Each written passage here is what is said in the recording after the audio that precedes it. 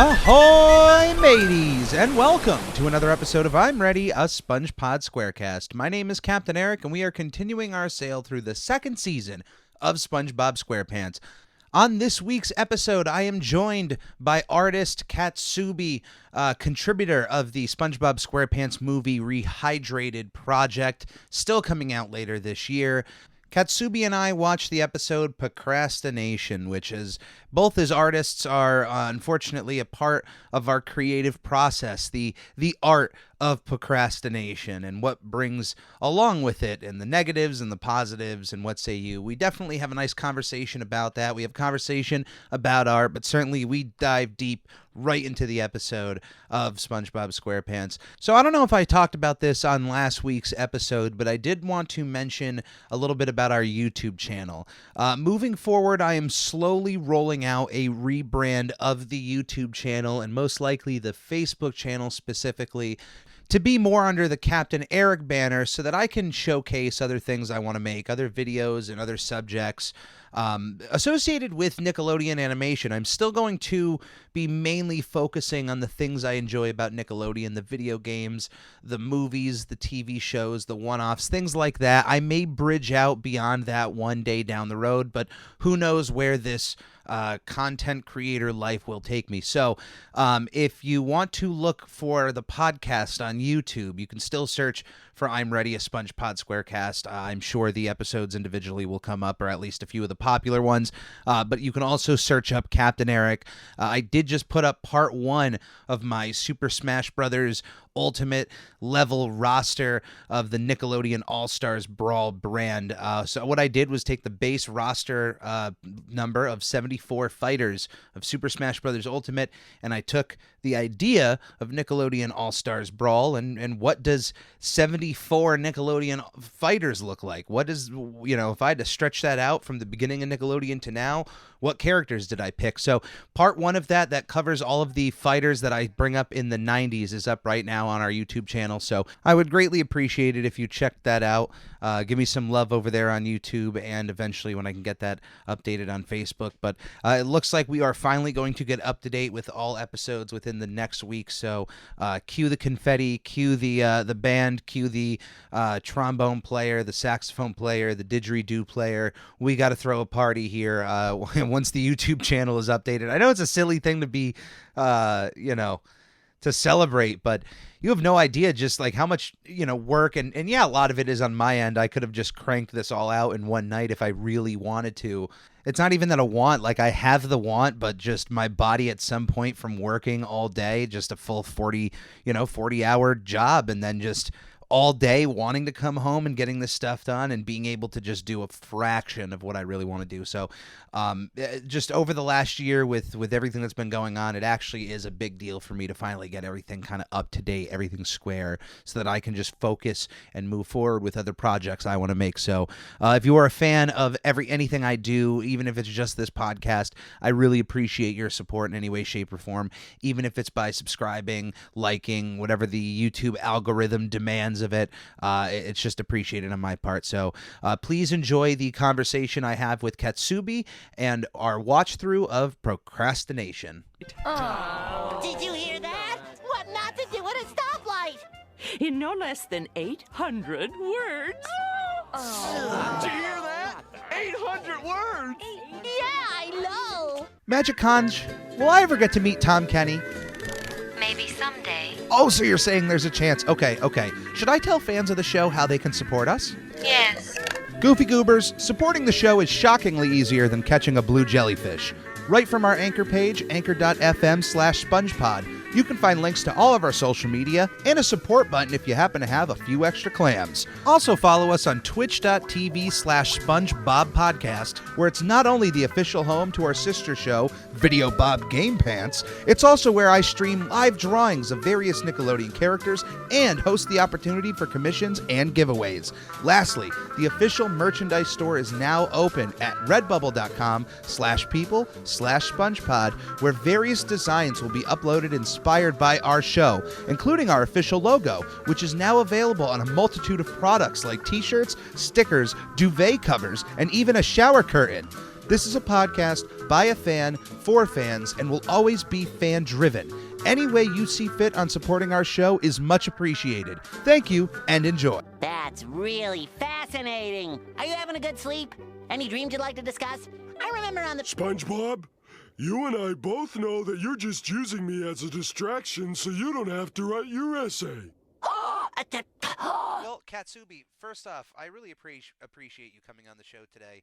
And I figured that whoever would choose this episode when I put the list originally out, I knew some artist out there was going to pick Procrastination, an artist who could write, paint, draw, someone who would know that feeling of procrastination and who would understand that episode and would be able to talk about it. So when I saw your name pop up, I knew, all right, when I eventually get to this episode, we're going to have some procrastination talk. But Katsubii, thank you for coming onto the show today. You're welcome.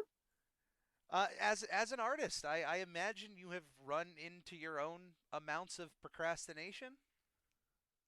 Well, of course I did. Mostly because some of my projects do have their deadlines, and it's like, you gotta do this day, and if you don't do it by now, it's not gonna be in, or something like that. Mostly with animation, though. Mostly with animations. Now, now for these deadlines, are you juggling multiple collabs at once? Sometimes it's been a thing. Like whenever I see one project or for something that interests me, I'm just like, okay, I'm gonna join this definitely. But then again, I have like other 30 ones that I'm doing, and I'm like, okay, time to work on all of them at the same time, I guess. Yeah. And procrastinating has been big one of that because I imagine. yeah, because like whenever I work, one, I'll be like, I should be doing this one, but then again, I don't want to because I don't feel inspired to. But then again, I should, but I have no idea how to continue it, and then I just doing another thing and another until I'm like, oh, you know what? I think I'm gonna do it now. I have the inspiration to do this until it gets over, I guess.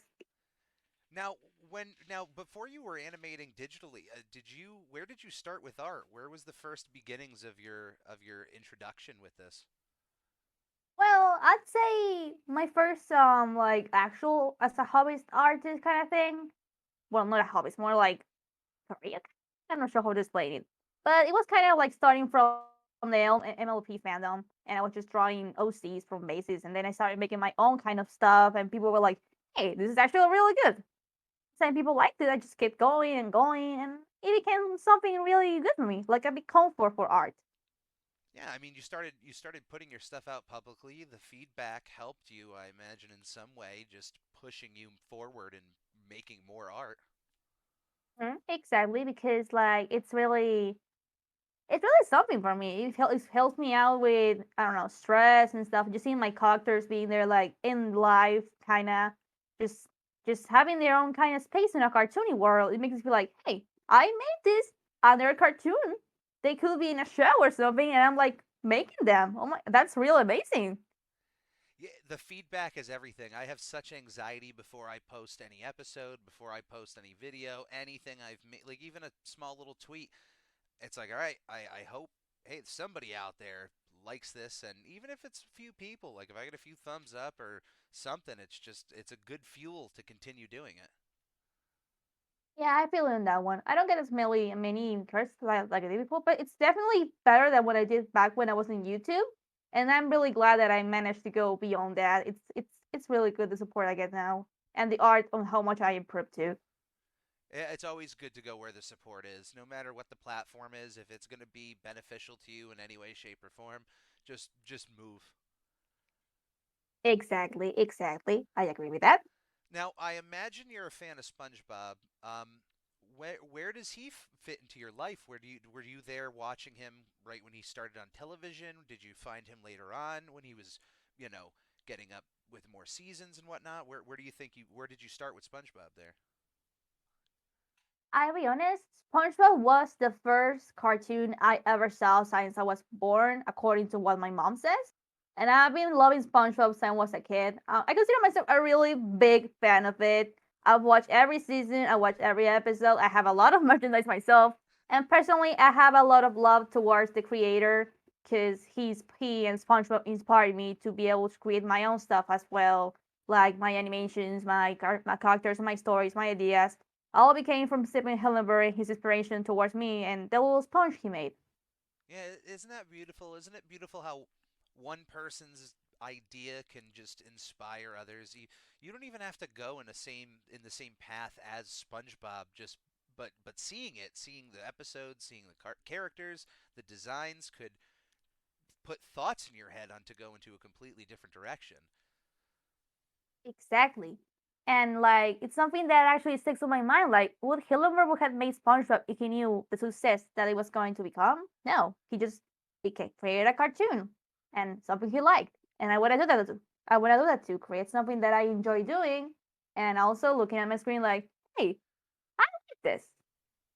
That's really important to keep in mind at all times is you always have to be happy with the stuff you're making. I mean, we're I don't want to just use the word content creator, but we're all artists in some way with what we're making. It could just be drawings, digital art, could be videos, it could be music. Um, Yeah, I agree with that. For me, I think either art or small animations like animatics that I do make me like fulfill that dream of having, making something out of or of a view. Like you created that. You made something. You should be proud of yourself for putting yourself through that work, even with all the procrastination that was in between the work. And you did it. You did something. You did a piece of art that it's really good, and it makes you feel like really awesome, even after all the procrastination you did towards it. yeah, no matter what it is, if you can stand back and smile, your friends are gonna dig it, your family's gonna dig it. And that's all that matters at the end of the day is that you're happy. When other people like it, hey, that's just icing on the cake. Yeah, exactly. But It's yeah, like, yeah.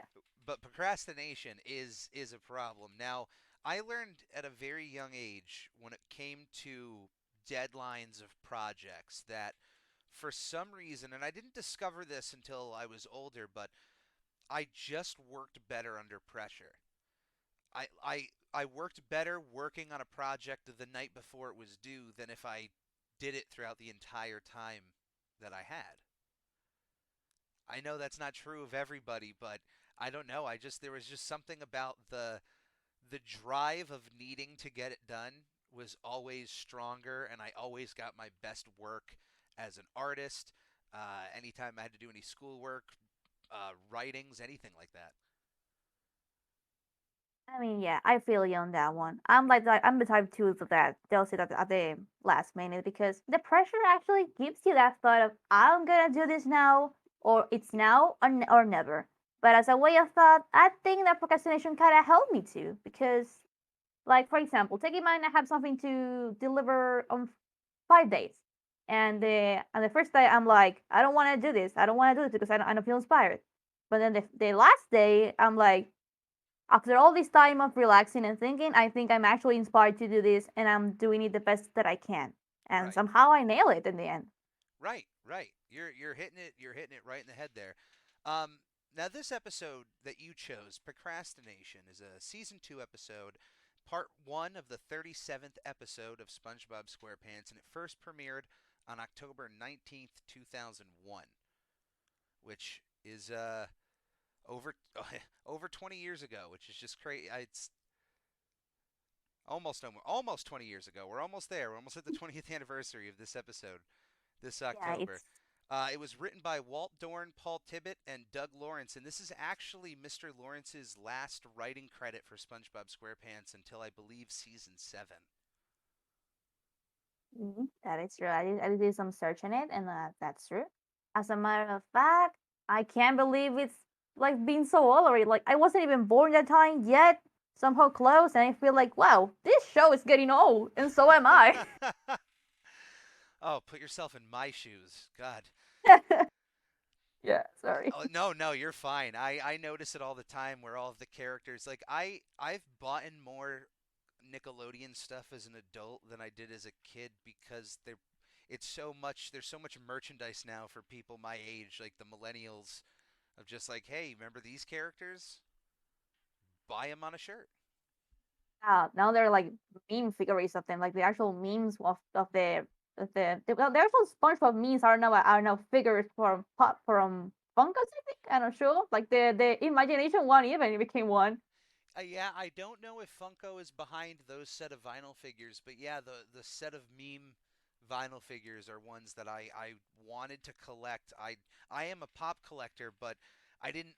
I'm very leery about doing anything outside of pop. So even as a SpongeBob fan, I was like, the price and the amount of them, I don't want to collect these. And now I'm kicking myself in the pants for not collecting them because they're getting up there. I don't see many of those here because I live in a country that doesn't have really much culture on SpongeBob. But I managed to get like a few things, like I don't know, the usual Kinder Toy thing that will come with a little SpongeBob keychain. Oh, that's absolutely beautiful, though. We got to get you some SpongeBob merch because literally every store around me has tons of SpongeBob stuff. Well, that's really cool. We'll get you like a SpongeBob care package out from the podcast. That will be awesome, though. Not gonna lie, but yeah. All right. So as far as this episode goes, it's an episode. There's a few of these that I've said before that there are episodes out there that are very entry level episodes that if you were to introduce SpongeBob to a new viewer and you maybe didn't want to pick the first episode, this is an episode you could show to someone who doesn't know anything about SpongeBob because it's incredibly relatable. Exactly. It hits upon something that a lot of people deal with, which is the art of procrastination, which SpongeBob is an expert level of, because just like I mentioned, not only, and we'll go through everything, but not only did he not do his project throughout any part of the night, but with mere minutes before it was due, was able to finish the project. That's that That, pressure that you and I were talking about. exactly. Yeah, that's kind of pressure that we all kind of been there through it and just lived it and totally got burned out for it sometimes. But yeah. Now, starting with this essay, 800 words in a day. Do you think that's too much to ask of somebody for an 800 word essay for one day? I'll I'll be honest. That is too much. I barely on my writing essays I only get like 200 or like three, and that's like a lot, even for a driving license. I don't know if it works on USA or something, they pass off or something, but it's like SpongeBob, take a break. That's too much. That's too much, honey. Don't do that. Yeah, it really I mean, I know he was excited about it, which was played up for comedy, but I don't know, there was just something where I'm like the fact that it got canceled in the end anyway, just a day later, it would be one thing if she gave a week for this project and then maybe 2 days in said, "Okay, everybody, stop it, it's canceled." But Mrs. Puff is not a good planner in this regard at all. Oh, like she just straight up send their students to make a 800 essay for the next day. Like who makes that in Yeah, a day? yeah, 20. Like, here's your homework tonight, 800 words. Um, Now, hey, look, SpongeBob, the way he wrote it in the end, really wouldn't be considered an essay. I mean, it's just a list, but hey, 800 words is 800 words. You got it in. I don't know how many of those other students would have actually done it the way SpongeBob did. Probably none of them did anything, knowing how the students on that place are. Because you know they do that at the first glance of the episode. He was like, "Do you know 800 words?" He probably didn't care about the essay at all. No, no, probably not. No, I mean, no one's going to want to write that much. No, exactly. It's too much. Even SpongeBob, for I, some reason, he has the enthusiasm to write an essay, but then when it comes to actually like sitting down and doing it, you don't. yeah, he's just like, oh, I'm gonna do this because he wants his driving license really bad. But then he's like, oh, oh, oh. Now that was interesting because we ran on the version we were watching, we ran into two deleted scenes that were cut from future airings of this episode. The first of which is there's a few moments when SpongeBob looks out his window in this episode. One of them shows a completely different landscape than what we would expect in Bikini Bottom. It wasn't sand or underwater at all. It was like the mountains. It was almost like a little Oh. Bob Ross painting in his window for a second. Um, but the next time he looks out his window, it just seems like it's the greatest day ever going on outside as he's writing his essay. Oh, I did sort of there was some deleted scenes on this, but I think I didn't notice it that time. Yeah, well, so eventually what was deleted is as this best day is going on, there's a carnival going on in the background. Squidward's out there having fun. Gary's out there. There's a scene of Patrick putting some suntan lotion or sunblock on Sandy, and he's telling SpongeBob to come on outside. That scene was later cut because I guess some parents thought that it looked like Patrick was unbuttoning Sandy's uh, bikini top, I'm not even gonna though lie to he was you. just rubbing some suntan lotion on her, or sunscreen or whatnot. Um, so that was one of the cut parts. The second cut part, which I actually is a very obvious one, is when SpongeBob daydreams about having his driver's license. It cuts to a live action shot of a drag racer uh, wiping out, just starting the Ooh. race, hitting a wall, and the car flips over and skids across the track. And SpongeBob comes back from that thought, just actually really happy with what he was thinking about. Oh yeah, yeah, that's the scene I love. That yeah, that was. I don't remember actually seeing that on TV. Now that I think about it, so that's something. Yeah, I mean, it's a funny gag, and it's definitely one that's like I'm glad Nickelodeon they clearly signed off on it at first and put it out there on television, so it's not their fault that people complained later on. So hey, they did what they had to do, but we got to see it today, so I'm glad about that. Yeah, and this Sandy scene is kind of like it's not really looking that bad. I think what concerns me is that it's how dead inside she looks on that scene, like just smiling at the nothing. Yeah, yeah, he was really satisfied with that crash. um, yeah, as he continues going on, now he starts. What's weird is when he starts out his essay at first, he gets about 8 words in, but then over the course of the evening decides to restart the essay. Um, maybe I'm getting ahead of myself there, but I found that was really odd that he didn't just continue on from his original 8 words. I think that's probably part of the procrastination thing because the first product you think about it, even if it's not finished, you'll be like, this isn't good. I'm gonna just do it all over again because I feel like it's not gonna work this way. Like you start with something, you're like, how do I continue this? And you don't know, so you start over again, thinking I'm gonna do better this time. Oh, yeah, you know what? You're right. I really didn't put that into account because I have done that in the past with some projects where I've just thrown my hands up in the air and said, "Nope, done with it, gonna restart." So that's fair. That's definitely a part of it. Gary gets involved. Now, Patrick enticing SpongeBob to come outside. He doesn't really know what SpongeBob has to do, but Gary has some inside information. He knows SpongeBob has an essay to get done.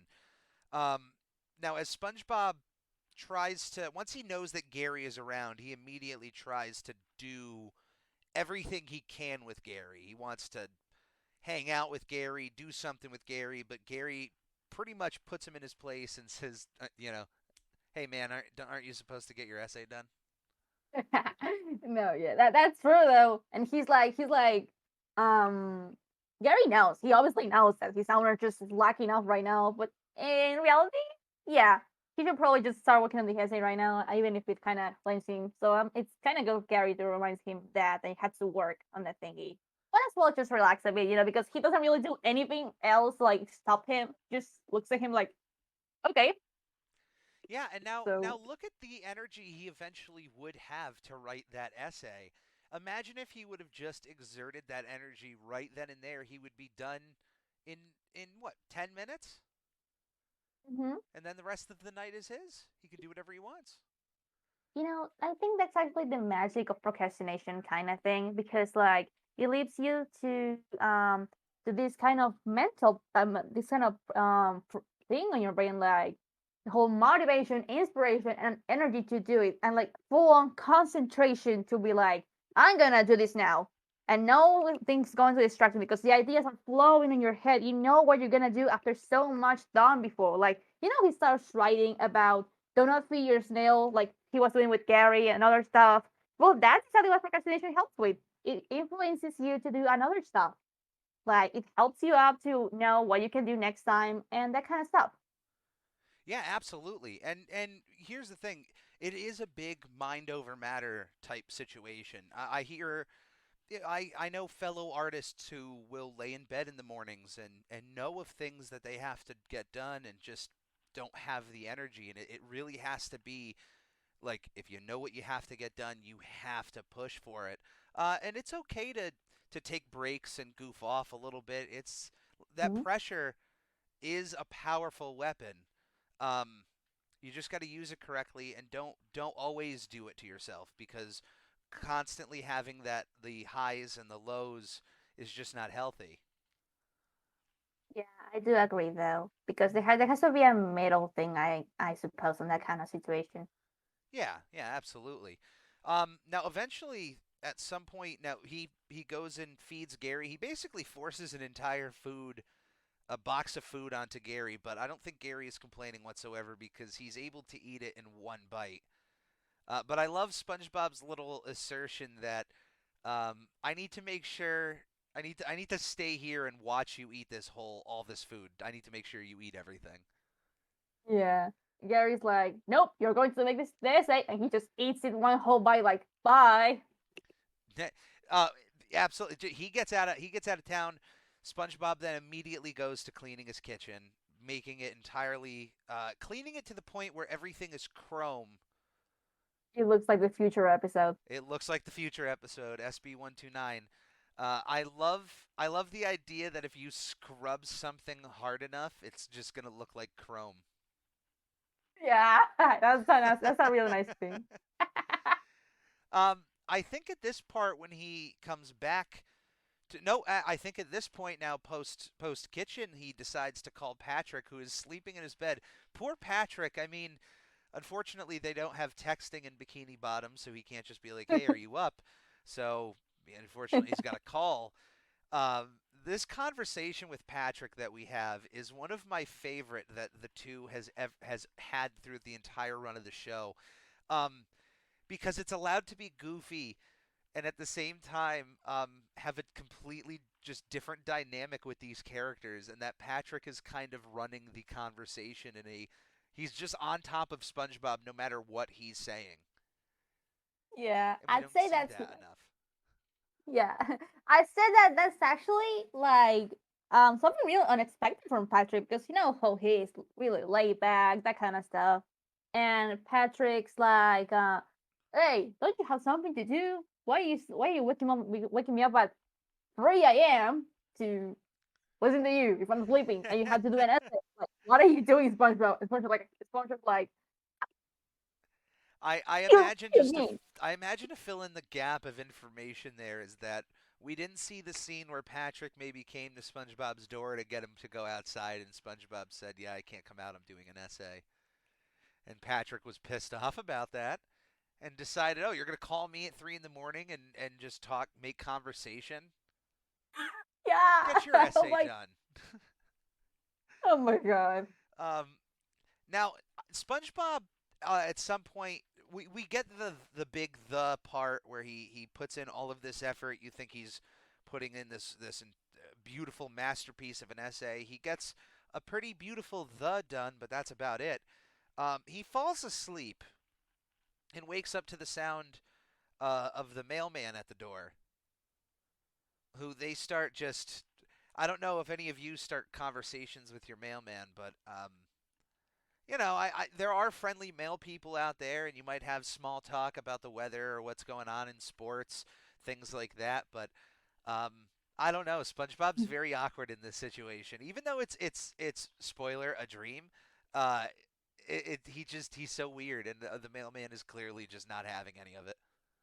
Of course, yeah. That's probably because SpongeBob just trying his best to get something to get him distracted from the essay. Like, hey, how are you doing, Pa? How's the family? How's the weather like? Oh my god. I do have to assert that pumpernickel bread is my choice between the two. I don't know what the mailman never honestly answered that question because he then also immediately called out SpongeBob on not getting his essay done. But I kind of would like to know his answer, his stance on the bread situation. Not gonna lie, that sounds like a really interesting question right there. um, we get this. we now just go through this dream sequence where a lot of inanimate objects are coming to life and enticing SpongeBob in various ways. His chair, for example, comes to life and reminds me of Cherry from Pee-wee's Playhouse. I don't know if you know what that is, but um, has a character that has eyes and talks and is a chair and entices SpongeBob to come sit down. Hey, relax. You don't need to do anything. Um, for some reason, fire gets involved in this part of the dream as well, with even a little fire character bringing up SpongeBob's procrastination and him not getting his essay done. It's a very trippy dream sequence. I actually enjoy it. I don't know. I don't know Yeah. if you do as well. No, of course I do because it's like a fantasy kind of show of how exactly it feels like to have a deadline like right next to you, like just looking at you like, hey, you have to do this, you have to do this, you have to do this, and it's like pushing you over the limit and having you this fantasy of things that are gonna happen if you don't do it right. If you don't do it right, this will happen. If you don't do it right, your house gets on fire, like with SpongeBob happen.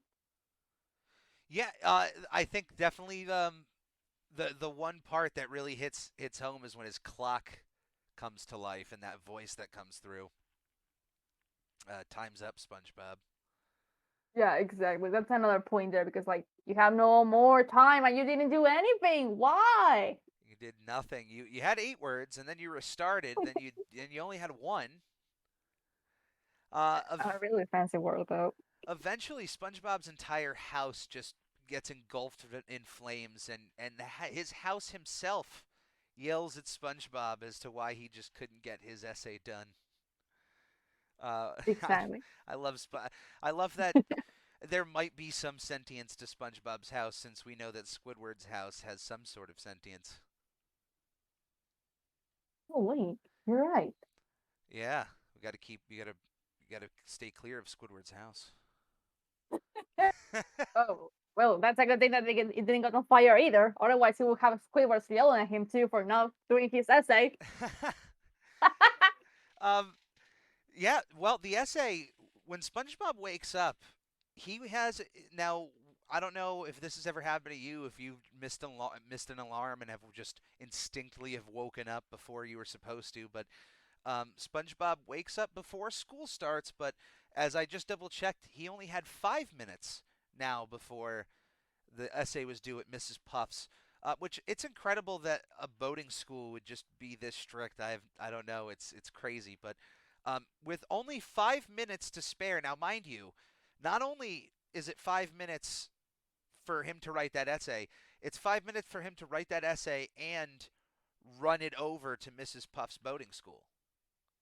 Like it's either SpongeBob becomes like he really just goes through it, like his mind just full of ideas and he just writes them over, like he's probably just riding his bike kind of thing, like writing on them like as fast as light because he has the power of fascination over his head or something like that. He's like rushing it, and when he comes to the voting, he's like, I did it! I did it! Oh my god!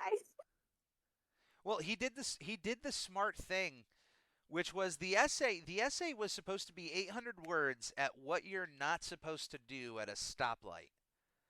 And SpongeBob Exactly. decides to just list everything that he did over the course of the night, every bit of procrastination. You shouldn't feed your snail at a stoplight.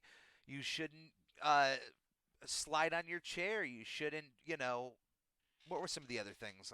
There's an entire list here. Hold on. You procrastinate at least two. Oh, procrastinate, I'm sure is definitely at the list. You shouldn't procrastinate at a stoplight. I don't know about you, For but sure. that would not be anything. But yeah, he just goes through all the stuff, like everything he did throughout the entire night, writes this entire list, gets it to Mrs. Puff, only to find out that Mrs. Puff just decided to cancel the project and that they're just going to take a field trip to a stoplight, which is a pretty weak substitution. Like, it's a better idea, I guess, for a boating school. Instead of having people write 800 words, yeah, just go to a stoplight. Tell them the importance of it. You know, I got the other things. You shouldn't. Although here's one thing I would argue with SpongeBob. He writes. This is his list. Are you ready? Yes. Feeding Gary, talking to friends, drinking water, making a sandwich, shooting the breeze with the mailman, lighting candles, karate chopping the TV, falling asleep. It's a pretty good list so far, but I disagree with drinking water. I think at a stoplight, you're perfectly fine to quickly take a sip of water in your car. Yeah, I mean that's a good point. If you're stopping there, you're just like, oh, then how drink.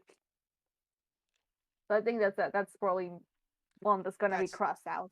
that's just a nitpick, but yeah. So this ending of this episode is funny. The end little gag there is that SpongeBob just kind of rips up his paper and then he himself rips in half. I you cheered at that moment and I cheered at that moment. I have felt like that before. I have felt like that where I've been in those moments where I've worked really hard on something and then it turns out it was all for nothing. I've been there, been through too. Not only with school projects, but with art too. Like one day, one time, I was just like getting something done for a magazine thing for portfolios, and I was like getting done for the next day because I was like doing it the last minute, like hurrying myself up, and when I send it, the moment I send it in the Google form, they're like, "Hey guys, we're getting an extension." Oh my god! Oh goodness. It was too much. Well, there you go. That's a perfect example right there. I Except that I honestly can rip myself up. I honestly the only thing I can think of that is even relevant to this is that there was an essay I had to do in college that I waited to the night before to write. I don't remember how long exactly it had to be, but being that it was a college paper, it definitely wasn't anything small. Um, it actually, you know what's weird, and I don't mind saying this, it might have been my final. It might have been the final paper. Um, but what ended up happening was I was I was binging the TV show Lost at the time, and Hmm. on this night, I had just finished the show. I had watched the finale. It was like maybe 6 p.m. Finished the show, and I was like, wow. And I sat back, and then I found a way to incorporate Lost into my final paper. So I spent the next few hours just typing about the show I had just watched and found a very sneaky way to just work it in. And here's the crazy part, it worked because I got a good grade on that paper. Nice job, though. Thank you. Thank you. I don't recommend anyone else do that. Do not follow what I did. Do the exact opposite. But hey, if it works for you, it works. It Katsu. did because sorry, No, no. What were you saying? it did for me actually once because like it went kind of like that, except that I wrote it about the new SpongeBob movie, SpongeBob on the Run. How did you enjoy that movie? I'm not gonna lie, I prefer the first and the second one a lot better, but it was good. The animation was awesome, so that's a good point there. That's exactly. I mean, that's my exact thoughts. Bravo to Exactly. the animation was absolutely gorgeous, but definitely Yes. something was off about that movie. I hope they get to bounce back again. I hope there's another theatrical SpongeBob movie. Hopefully. Fingers crossed. Not everything has to go to Paramount Plus. Please. Katsubi, I before even giving you an opportunity to plug your Twitter, I just want to say, I went to your Twitter and just your art is gorgeous. I enjoy your style a great deal. Well, thank you so much. I actually based myself a lot on cartoons that I watched through the years, like not only SpongeBob, like others, like I don't know, South Park and My Little Pony, that kind of stuff. And your part in the SpongeBob SquarePants movie Rehydrated project, you actually the scene that you have, it's during the bubble scene, correct? When they're in the bathroom. Yeah, the bubble scene. I actually had three scenes. Oh, you have The three. the What bubble scene, what were the other two? the bubble scene, and the one where SpongeBob like say cheese, and a collab I did with Nostalgia Boy and Road Task, where uh Mr. Krabs gets frozen. I animated Mr. Krabs. Oh, that's awesome to hear. Well, glad to hear that you'll be a part of the movie in more ways than just one scene. Yeah, thank you. I've been there since the beginning, kinda. What was that part? I've been there actually since the beginning, kinda. Oh, Before it really? like became, yeah, before it blew up, like just a lot of people just signing all the entries in one day. Um, I was like being a part of it and being promoting stuff about it, and like I was the one who made the idea of sending it to Bale. Like Bale's give him 80 something. He posted my poster on the video and promoted the project, and that's how everyone got in. And that's actually my poster. And it was such an honor, let me tell you. Oh, wow. Well, congratulations on that. That's awesome. Thanks. I didn't even know about that. Well, this is an honor then. Thank you. I really appreciate you coming on. I appreciate you signing up so early on when you did. There's going to be more episodes because we do have some time coming out before the movie. But even after that, Katsumi, I would love to feature you on the podcast again if you're ever willing to come on. Oh, I'd love to, honestly. Yes. I appreciate that. Do you have anything you'd like to plug? Your Twitter, any other social media? Oh, my Instagram. I have more followers kind of there, and I post more stuff often there. Sure. So that's something. Oh, It's the same. okay. What's your username over on Instagram? Katsubii. We have double little e. Let me. Oh, sorry. I don't know how to say the word on English. I'm Spanish. I'm really sorry. You're good. You're good. I'm gonna just type it here. There you go. Now, I will, for any of the listeners of the podcast, or if you're listening to this on YouTube or any video methods, if there is a description that you can find, I will have links to Katsubi's Twitter and Instagram, both of them in there. So please check out the art, give some likes, give some comments, spread the love, get good vibes, and bring the joy of SpongeBob everywhere you go. And don't forget to stay tuned. And stay tuned for the SpongeBob SquarePants Movie Rehydrated in November. Check that out, everybody listening. It's going to be a blast. Katsubi, Well, what was that? it will be a blast. Trust me. I've been there, and it's gonna be awesome. Oh, I can't wait for everybody to see it. Oh, All right, thank you, Katsubi. yeah. Thank you for inviting me. Well, more like I'm enjoying it, but thank you so much for taking me in on this. It's Oh, my first podcast ever, and it's an honor to be here. well, I'm glad that it was your first. I'm glad this was a good experience. I hope this was a good experience for you. I don't want to assume. No, it was. Trust me, it was the first podcast ever, and I loved it. Awesome to hear. Well, we'll have you on again. Okay, I'll see you guys then. Stay tuned.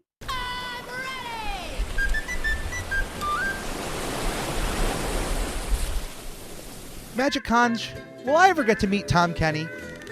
Maybe someday. Oh, so you're saying there's a chance. Okay. Should I tell fans of the show how they can support us? Yes. Goofy Goobers, supporting the show is shockingly easier than catching a blue jellyfish. Right from our anchor page, anchor.fm/SpongePod, you can find links to all of our social media and a support button if you happen to have a few extra clams. Also follow us on twitch.tv/SpongeBobPodcast, where it's not only the official home to our sister show, Video Bob Game Pants, it's also where I stream live drawings of various Nickelodeon characters and host the opportunity for commissions and giveaways. Lastly, the official merchandise store is now open at redbubble.com/people/SpongePod, where various designs will be uploaded inspired by our show, including our official logo, which is now available on a multitude of products like t-shirts, stickers, duvet covers, and even a shower curtain. This is a podcast by a fan, for fans, and will always be fan-driven. Any way you see fit on supporting our show is much appreciated. Thank you, and enjoy.